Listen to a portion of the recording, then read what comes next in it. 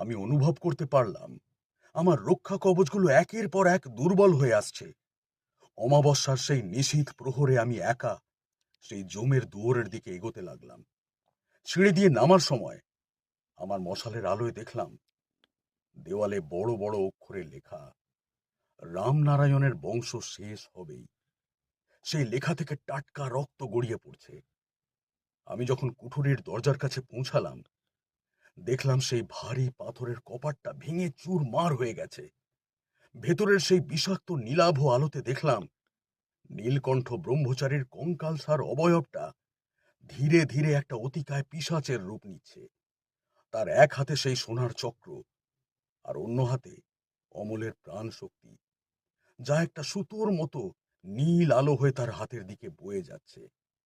গণ্ডি পুরোপুরি ভেঙে যাবার উপক্রম হয়েছে। ওপরে হরিহরের আর্তনাদ আর অমলের গোঙানি আমি পরিষ্কার শুনতে পাচ্ছিলাম।